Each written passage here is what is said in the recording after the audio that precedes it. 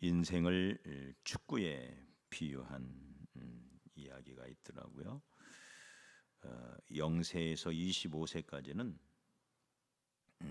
워밍업 단계래요. 경기가 시작되기 전에 준비 운동을 하면서 몸을 푸는 시간. 25세에서 50세까지는 전반전이랍니다. 우리 미연자매는 전반전 이제 막 시작했네요.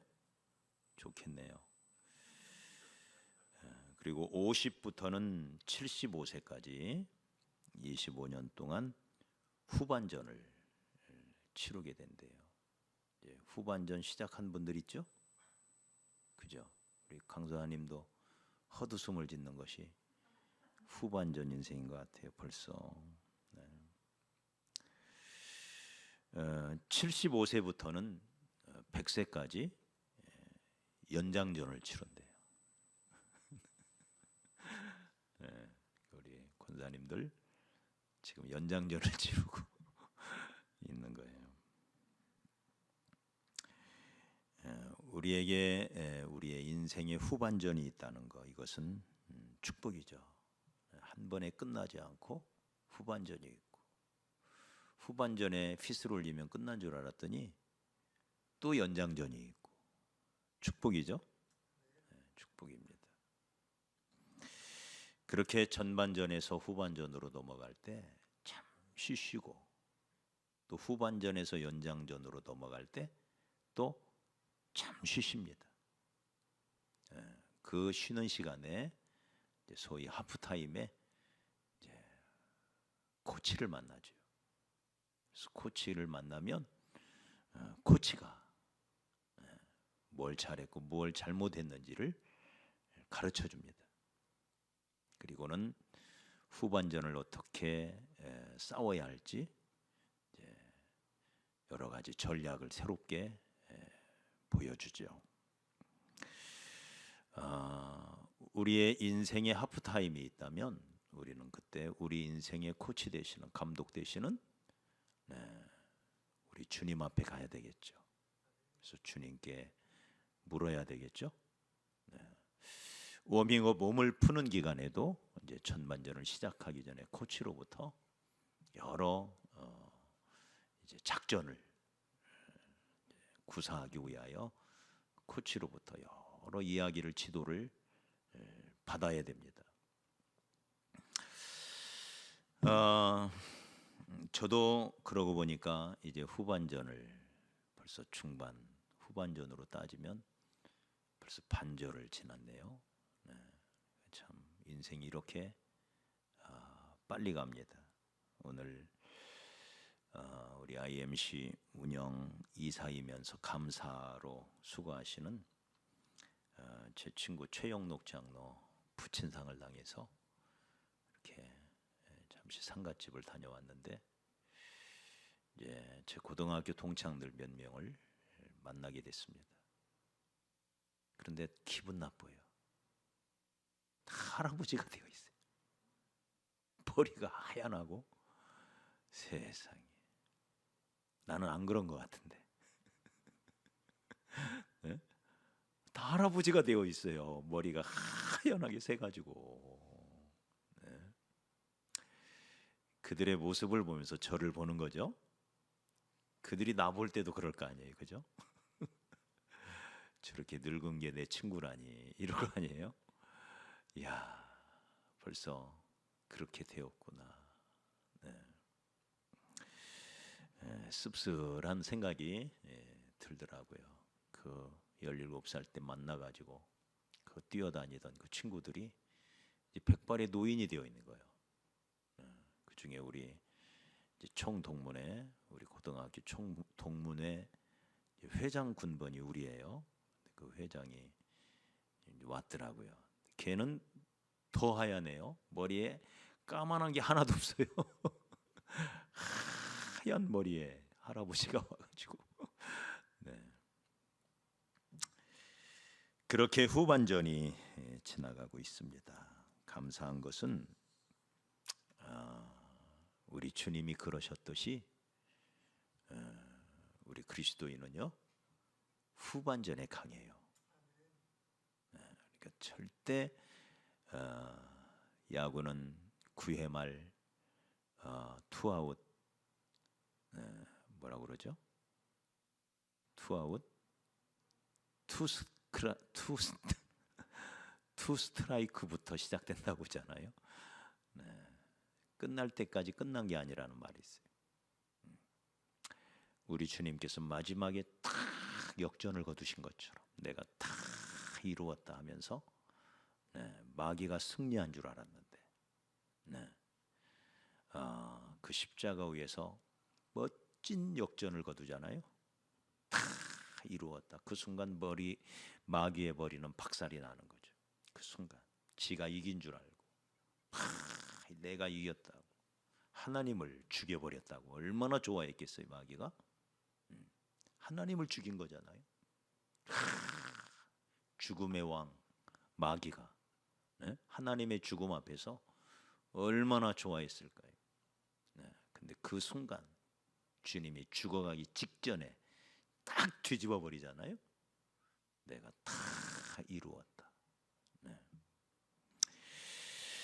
이런 우리의 멋진 후반전이 되고 멋진 연장전이 되기를 축복합니다. 어떻게 이런 멋진 연장전을, 멋진 후반전을 우리가 치룰 수가 있을까? 우리 옛말에는 인생의 역전 기회가 3번 있다고 그래요. 3번. 역전할 수 있는 기회. 그 중에 한 번만 붙잡으면 되는 거 아니에요? 그죠? 그런데 예수 안에서, 이 믿음 안에서는 역전할 기회가 수도 없이 많습니다. 끝날 때까지 끝난 게 아니에요. 얼마든지 역전할 수 있어요. 아브라함도 다 끝난 줄 알았잖아요. 근데 100세에 역전하잖아요. 모세도 다 끝난 줄 알았잖아요. 80세가 됐으니 40세에 광야로 갈 때만 해도 나에게 다시 한번 기회가 올 거야 그랬을 거예요 아마. 그런데 하루 이틀 1년 2년 지나더니 금세 나이 80이 된 거예요. 다 끝난 거죠. 근데 그때 인생 후반전이 시작이 되면서, 아니 연장전이라고 해야 되겠네요. 연장전이 시작이 되면서 탁 역전하죠. 가장 멋진 역전은 아마 삼손일 거예요. 삼손. 처음에 잘 나가다가 후반전에 완전히 폭망하잖아요. 두 눈 뽑히고 끌려가서 노예가 돼가지고 연자맷돌을 굴리는 블레셋 모든 민족의 조롱거리가 되고 관광객들의 구경거리가 돼가지고 동물원의 원숭이처럼 완전히 끝난 것 같았는데 마지막 순간 역전하죠. 그러니까 살아서 죽인 블레셋 숫자보다 죽으면서 죽인 블레셋 숫자가 더 많았다 그랬어요. 멋진 역전이죠. 우리 옆 사람 축복합시다. 당신도 역전의 명수가 될 수 있습니다.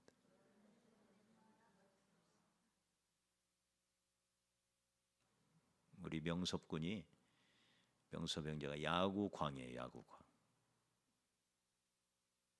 야구에서 가장 재밌을 때가 언제예요? 지던 SK가 역전할 때죠? SK가 아니구나. 우리하고 다르네. 어디야 그럼? 기아야. 역전의 그 묘미라는 건 정말 짜릿하죠. 지고 있던 축구팀이 마지막 5분 남겨놓고 그냥 3대 0으로 지다가 4대 3으로 이길 때, 그런 때 있었잖아요 한번. 엄청나죠. 그날 난리가 나는 거죠. 이 역전 드라마.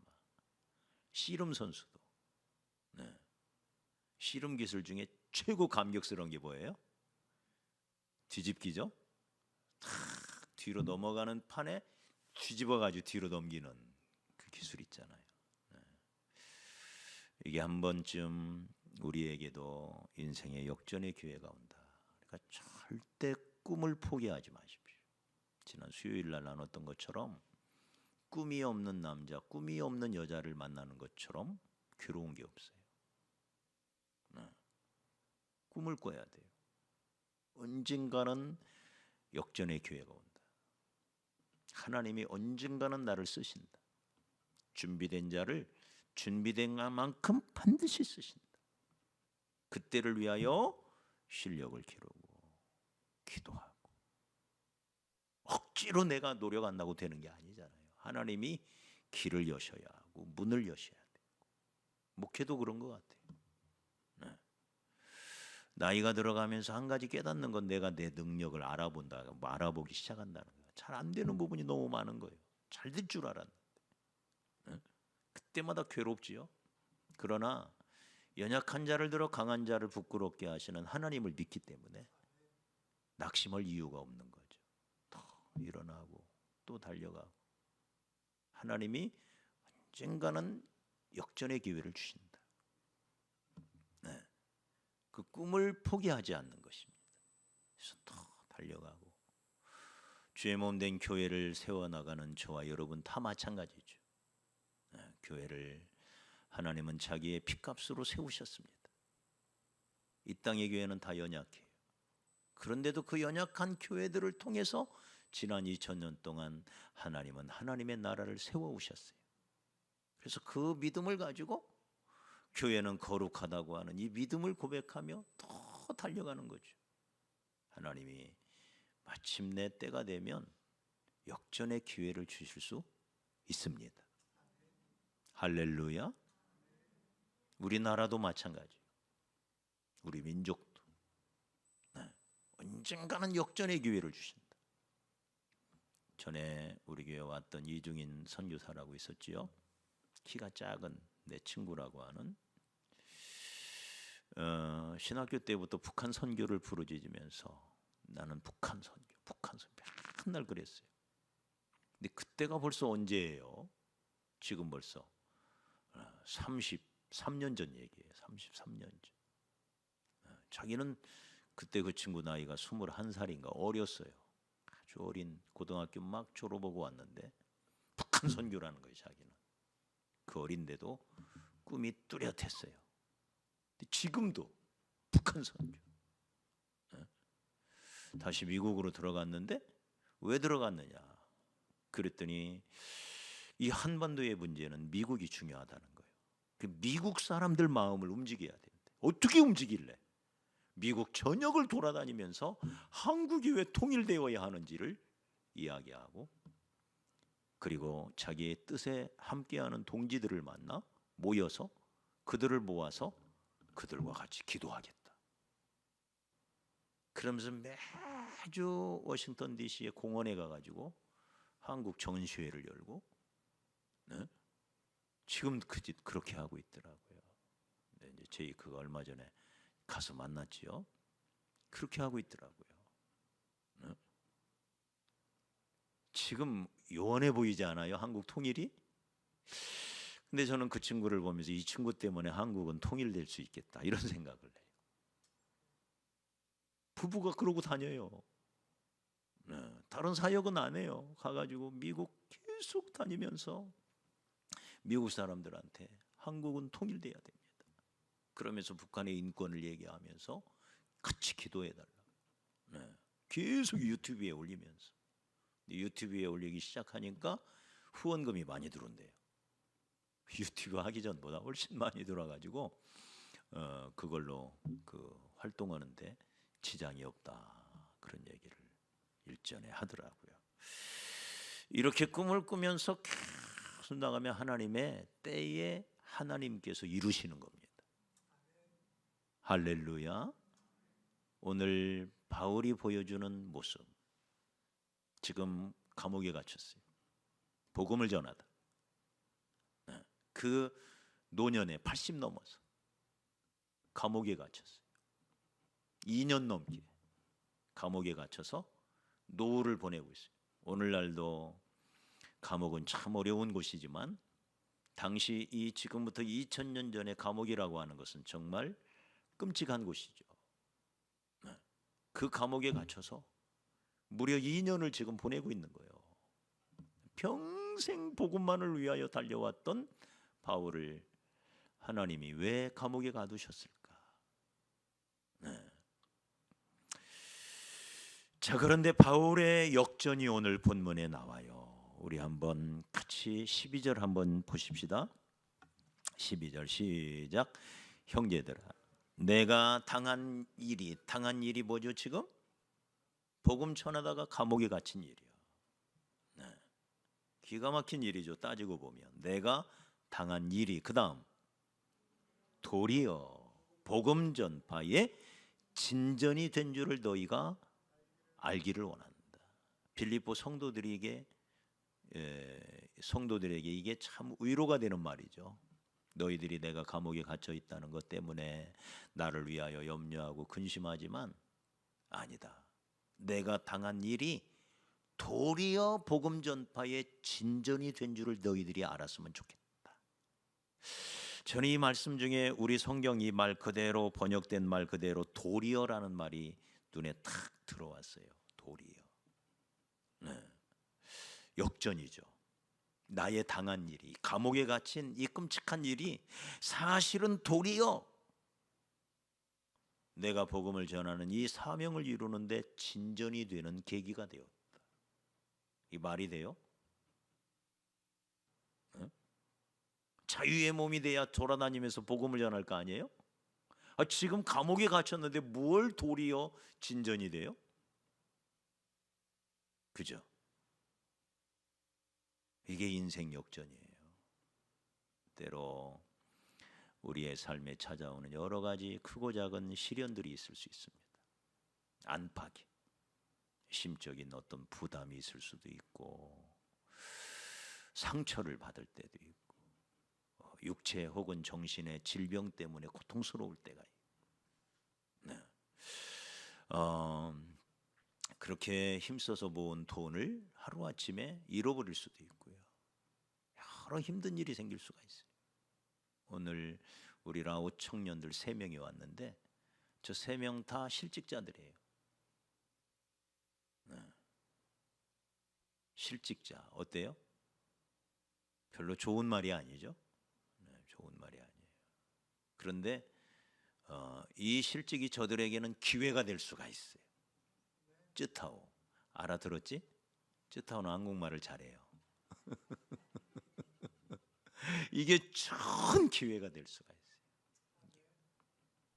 역전의 기회, 좋은 기회. 네. 믿음 안에서 벌어지는 일들이에요. 나의 당한 일이, 내가 비록 지금 감옥에 갇혀 있지만, 그래서 너희들이 나 때문에 염려하고 근심해 주는 거 고맙지만 아니야. 너희들이 한 가지를 알았으면 좋겠어. 내가 당한 이 일이 사실은 도리어 복음을 전하는데 진전을 이루는 계기가 되었어. 네. 이 환경이라고 하는 게 참 고통스러운 거죠. 따지고 보면 어떤 환경의 문제, 그 문제가 우리에게 찾아왔을 때 참 고통스러운 그런 환경. 근데 그 환경을 뒤집어 버리는 거예요. 도리어 나의 당한 이 환경이, 이 일이, 내가 감옥에 갇힌 이 끔찍한 상황이 사실은 복음을 전하는 나의 일에 있어서 도리어 진전이 되었다. 이게 어떻게 가능할까요? 우리가 한 4가지 정도로 한번 생각을 해보십시다. 어떻게 이게 가능했을까? 첫째는 그가 당한 이 환경 속에서 이런 도리어의 신앙, 이 역전의 신앙을 가질 수 있었던 건, 첫째는 주어진 상황을 받아들이고 주어진 상황에서 최선을 다하는 거예요. 우리 옆 사람 축복합시다. 심겨진 데서 한번 따라해봐요. 심겨진 데서, 하나님이 심어놓은 데서 피어나라. 지금 내가 있는 자리, 하나님이 거기에 나를 심어놓은 거예요. 왜 하나님이 나를 여기다 심어놨을까? 이런 상황에 왜 나를 밀어넣었을까? 그래서 고통스러울 때가 있죠. 그래서 원망스럽기도 하고 때로는. 그런데 하나님의 뜻이 있어요. 그래서 하나님이 나를 심어놓은 그 자리, 내가 현재 처해져 있는, 하나님이 나를 던져놓은 그 상황 속에서 거기서 최선을 다해야 돼요. 네. 그래야 환경을 뒤집을 수가 있어요. 바울을 한번 보십시다. 13절 한번 읽어봐요. 13절 우리 앞에 한번 띄워줄래요? 13절 시작. 이러므로 나의 매임이, 우리 조금씩 설명할게요. 나의 매임은 12절에서는 나의 당한 일이 이렇게 표현하고 있죠.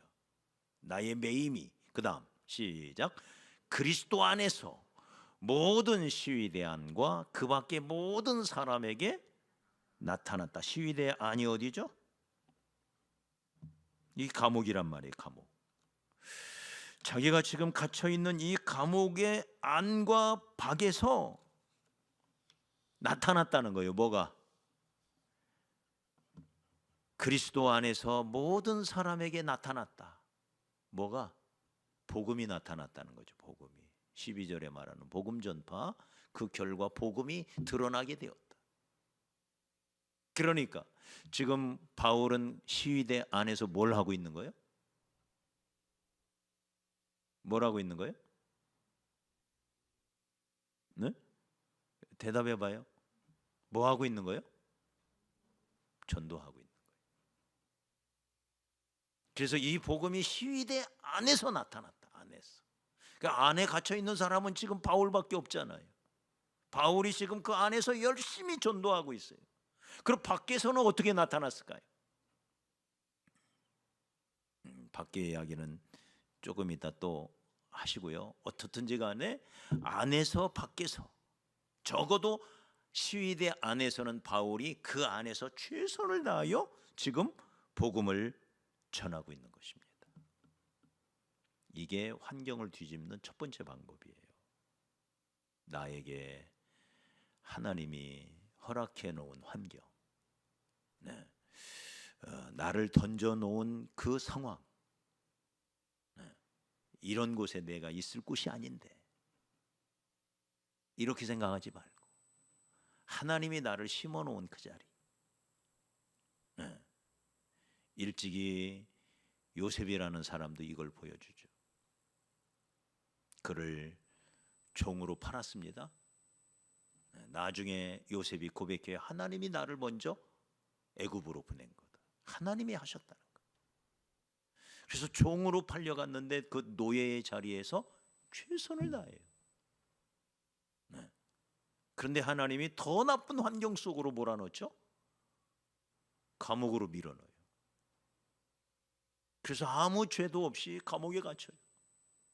죄가 없을 뿐만 아니라 잘한 거죠, 오히려. 근데 모함을 받아 감옥에 던져져요. 근데 감옥 안에서도 최선을 다해요. 거기서 원망하고 앉아 있지를 않아요.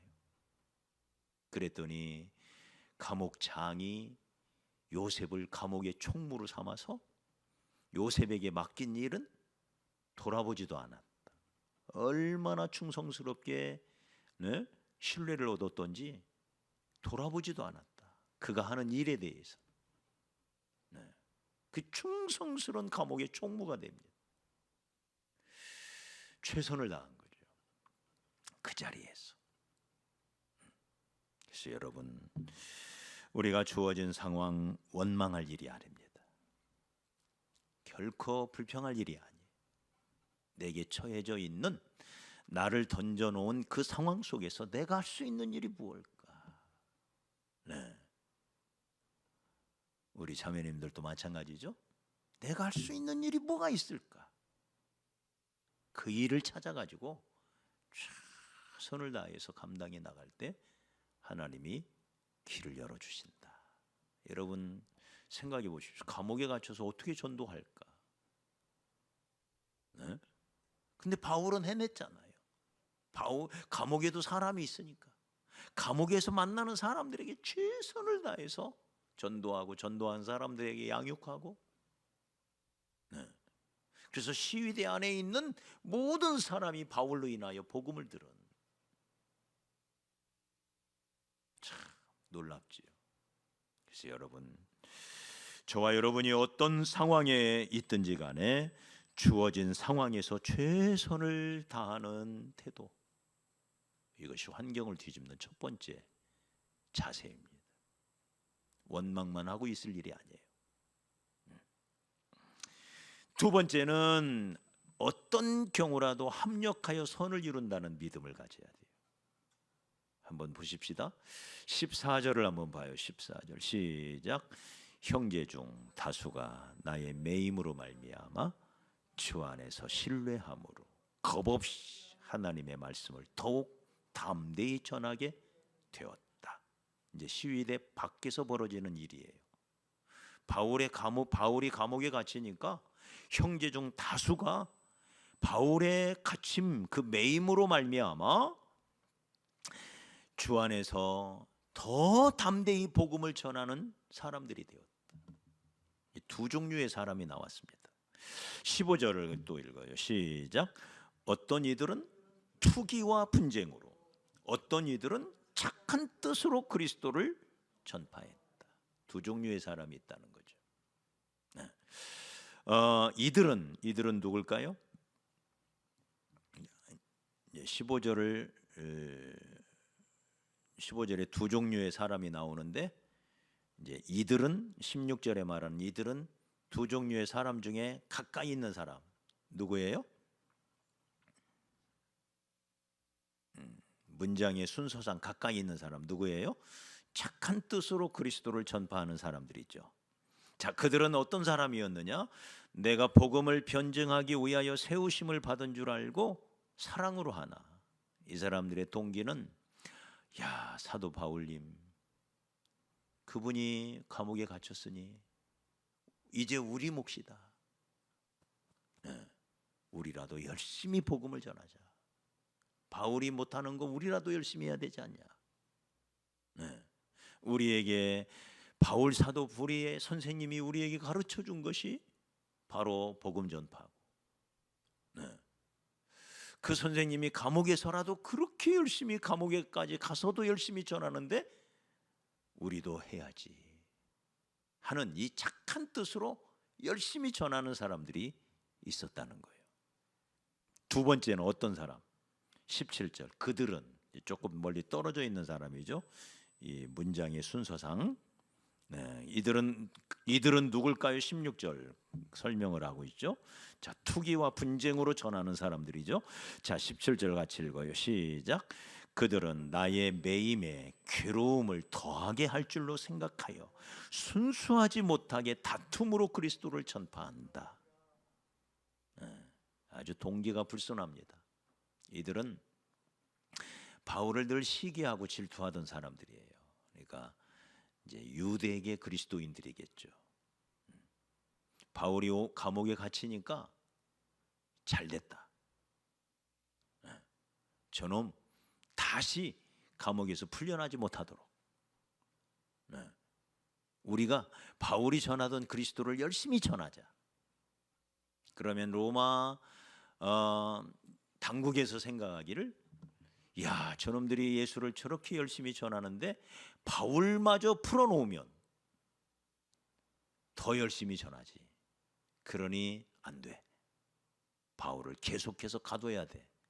이렇게 생각하는 무리가 있었다 그 말이에요. 그래서 나의 매임에 괴로움을 더할 줄로 생각하여 투기와 분쟁으로, 또 여기 순수하지 못한 마음으로 다툼으로 전하는 사람들이 있었다. 동기가 아주 불순하죠, 그죠? 그런데 바울은 그들에 대하여 18절에 이렇게 말합니다. 18절 같이 읽어요. 시작. 그러면 무엇이냐? 거칠애로 하나, 참으로 하나, 무슨 방도로 하든지 전파되는 것은 그리스도니 이로써 나는 기뻐하고 또한 기뻐하리라. 그러니까 바울은 이 전도의 방법에 있어서는요, 매우 관대했어요. 이건 예수님에게서도 엿볼 수 있는 모습이에요. 이를테면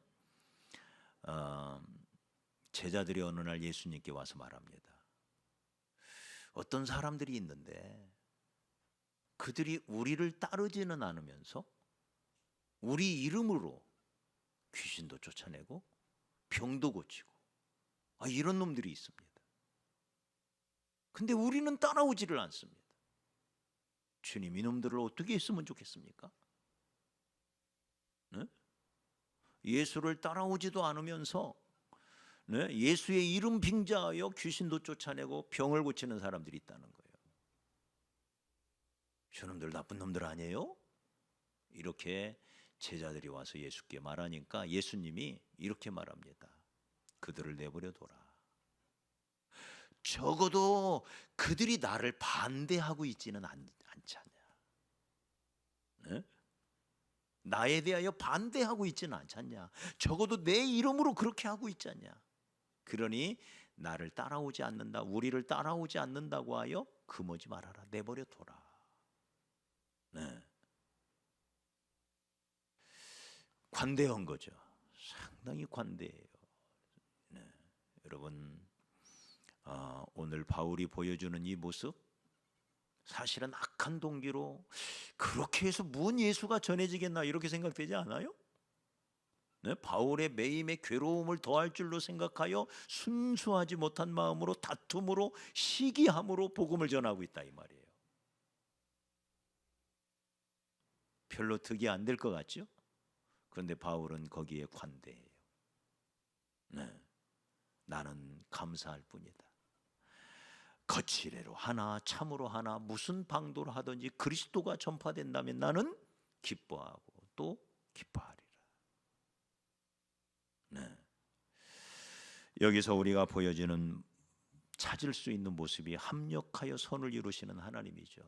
어떤 상황, 어떤 방도로 하든 그리스도만 전파되면 된다 하는 이 고백. 여러분, 우리의 삶 속에서도 마찬가지입니다. 우리에게 고난이 있고 때로는 좋은 일이 있고 기쁜 일이 있는가 하면 때로는 슬픈 일이 있고 여러 일들이 우리의 환경 속에는 교차해서 찾아옵니다. 그러나 그때 사람들은 불행이라고 말하는, 불행이라고 생각하는 그 환경 속에서도, 실패라고 말하는 인생의 막다른 골목 속에서도, 그 속에서도 하나님은 역사하실 수가 있어요. 합력하여 선을 이루시는 분이에요. 우리의 삶 속에 찾아오는 여러 가지 시련들, 그 모든 일들이 합력하여 선을 이룰 줄을 믿는다면 우리가 처한 환경, 우리가 처하는 상황 속에서 감사할 수가 있습니다. 여러분, 항상 건강한 게 좋지 아파 몸져 눕는 게 좋은가요? 그죠? 네. 그러나 인생은 아파 누울 때도 있어요. 내가 원치 않는 일이 내 삶 가운데 벌어져요. 네. 우리는 평생 관계 속에서 살아요. 부부 관계 속에서 살고, 부자 관계 속에서 살고, 친구 관계 속에서 살고. 근데 관계가 잘 풀릴 때가 있는가 하면 관계가 꼬일 때가 있어요. 힘든 일이죠. 그러나 이 환경 속에서도 뭔가 하나님의 뜻이 있을 거예요. 하나님이 나를 무언가 가르치기 위함도 있을 거고, 나를 연단시키기 위한 목적이 있을 수도 있고요. 내 인내심을 기르기 위한 하나님의 뜻도 있을 수가 있고요. 나를 돌아볼 수 있는, 그래서 하나님을 바라보고 더욱 의지할 수 있는 기회가 될 수도 있고, 수많은 내 삶 속에서 예기치 않은 일들이 찾아왔을 때 합력하여 선을 이루시는 하나님을 바라보고 낙심하지 않는 그런 우리가 돼야 할 줄 믿습니다. 도리어 세 번째는 그런 상황 속에서도 범사에 감사할 수 있는 마음을 가져야 하죠. 우리 18절 다시 한번 읽어볼까요? 18절 시작. 그러면 무엇이냐? 거칠애로 하나 참으로 하나 무슨 방도로 하든지 전파되는 것은 그리스도니 이로써 나는 기뻐하고 기뻐하리라. 다른 말로 말하면 감사하는 거죠. 나는 기뻐하고 기뻐하리라. 네. 이 빌립보서 4장으로 구성되어 있는 짧은 성경이지만 기쁨이라는 단어가 무려 19번이나 나와요. 기쁨의 서신이라고 부르는 이유가 거기에 있습니다. 끊임없이 기뻐하는 바울을 보게 돼요. 감옥에서 기뻐할 일이 뭐가 있겠어요? 네. 그런데 그는 그 속에서 기뻐해요. 그 역경, 그 시련 속에서 기뻐해요. 범사에 감사하는 바울의 모습인 것입니다. 여러분, 우리의 삶 속에 힘들고 어려운 일이 있을 때 원망하거나 한숨 쉴 일이 아니고 합력하여 선을 이루시는 하나님을 믿는다면 감사할 수 있는 저와 여러분이 되었으면 좋겠습니다. 마지막으로 이 바울이 우리에게 보여주는 역전의 드라마의 비결, 우리 20절 21절 같이 한번 읽죠. 20절 21절 시작. 나의 간절한 기대와 소망을 따라 아무 일에든지 부끄러워하지 아니하고 지금도 전과 같이 온전히 담대하여 살든지 죽든지 내 몸에서 그리스도가 존귀하게 되게 하려 하나니 이는 내게 사는 것이 그리스도니 죽는 것도 유익함이라. 주만 바라보는 거죠. 오직 주님만 바라보는 거예요. 그 표현을 이렇게 말합니다. 나의 간절한 기대와 소망을 따라 아무 일에든지 부끄러워하지 아니하고 지금도 전과 같이 온전히 담대하여. 지금 이 표현 하나하나가 정말 엄청난 표현 아닙니까? 온전히 담대하여 살든지 죽든지 내 몸에서 그리스도만 존귀하게 되기를 원한다. 그리스도의 이름만 높아지기를 원한다. 네. 그리스도만 바라보는 거죠. 그리스도만 의지하는 거죠. 이 예수로부터 힘이 나오고 예수로부터 지혜가 나옵니다. 그래서 예수를 의지하고 예수를 바라보는, 나를 바라보거나 혹은 다른 사람을 바라보거나 환경을 바라보는 것이 아니라 나를 구원하시는 예수, 나의 힘이 되시는 예수, 그 예수만 바라볼 때 주님은 우리에게 때가 되면 역전을 주실 것입니다.